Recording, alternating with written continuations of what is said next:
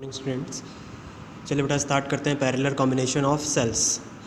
तो जैसे आप लोगों ने लिखा था सीरीज़ कॉम्बिनेशन पे, सेम एज़ यहाँ पे लिखना है लेट अस कंसीडर 3 रेजिस्टेंसेस या 3 सेल्स और जिनका पोटेंशियल डिफरेंस इसका लेट कर लेते हैं आपका V1 ऐसे V2 और क्या बन जाएगा V3, ठीक है। और रेजिस्टेंस R1 R2 R3 कुछ इस तरह से A पॉइंट यहाँ कंसीडर कर लेते हैं और B पॉइंट को इधर कंसीडर कर लेते हैं। अब यहाँ से E इक्विवेलेंट जब कैलकुलेट करेंगे वो किसके इक्वल आ जाएगा, F के इक्वल 1/R। इक्विवेलेंट अगर पहले कैलकुलेट करते थे यहाँ पे क्या आ जाएगा 1/R 1 + 1/R। अब अगर रेजिस्टेंस इन सभी का क्या ले लें बेटा, सेम R इक्वल ले लेते हैं तो 1/R + 1/R + 1/R। ये कितने टाइम चलता जाएगा, n टाइम्स, ठीक है। जब n टाइम्स ज़्यादा था, डिनोमिनेटर सेम है तो 1 1 1 प्लस करते जाएंगे, कितने टाइम आ जाएगा बेटा n टाइम्स, और अपॉन में क्या आ जाएगा r, n/r। टोटल रेजिस्टेंस अगर यहाँ बात करते हैं,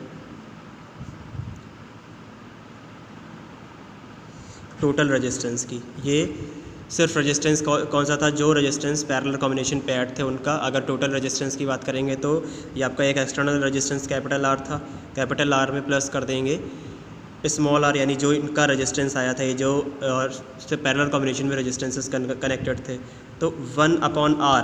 जब R ऐड कर रहे होंगे तो ये क्या बन जाएगा R/n, ठीक है।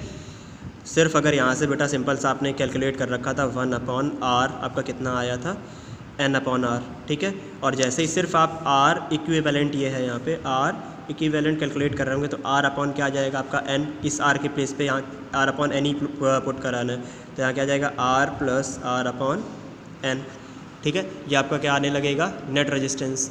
करंट इन द सर्किट अगर बात करते हैं, current in the circuit, current in the circuit I equal क्या आ जाएगा EMF, electromotive force upon total resistance. Electromotive force आपका कितना था बेटा, इलेक्ट्रोमोटिव फोर्स आपने अभी कितना कैलकुलेट कर रखा है F, इलेक्ट्रोमोटिव फोर्स, और अपॉन टोटल रेजिस्टेंस कितना था R + स्मॉल r, ठीक है। ये आपका स्मॉल r क्या इंटरनल रेजिस्टेंस है और कैपिटल R क्या था एक्सटर्नल रेजिस्टेंस। इसी की प्लेस पे, स्मॉल r की प्लेस पे हमने क्या अभी पुट कराना था स्मॉल r/n, तो ये फार्मूला आपका क्या बन जाएगा F/R + स्मॉल r/n, ठीक है। अब केस फर्स्ट की बात करते हैं, I इक्वल E/R। अगर R/m, यहाँ केस फर्स्ट में if R/n is much smaller than capital R, ठीक है, देन I इक्वल आपका कितना आ जाएगा बेटा F/R। क्यों बचेगा, क्योंकि ये आपका क्या हो जाएगा नेग्लिजिबल। जैसे ही नेग्लिजिबल करते हैं तो I इक्वल क्या आ जाएगा F/R। अब केस सेकेंड की अगर बात करते हैं तो यहाँ पे क्या आ जाएगा R/n is greater than capital R, ठीक है। तो यहाँ से अब आपका I क्या आ जाएगा n/R। जब इसको सॉल्व करेंगे बेटा, ये वैल्यूज़ डिनोमिनेटर 1 लिख के एलसीएम लेंगे, एक्सटर्न क्रॉस मल्टीप्लाई करा दीजिएगा, तब सॉल्व होकर आपका कितना आ जाएगा I इक्वल n/R। तो इसमें बेटा मैंने लैंग्वेज बहुत कम लिखी, लैंग्वेज लिखी नहीं इनफैक्ट इसलिए क्योंकि मैं आपको ऑलरेडी सीरीज़ कॉम्बिनेशन पे करा चुका हूँ, ध्यान से समझना।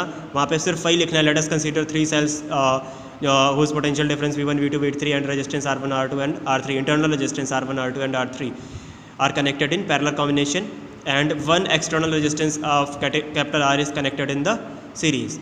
Then अब यहाँ से R equivalent for combination of resistances connected in parallel। तो इस तरह से इतनी लैंग्वेज लिख लेना, ये डेरिवेशन पूरा सॉल्व किया जाएगा। जहाँ से भी समझ में नहीं है दोबारा बताना, दोबारा बता दीजिएगा।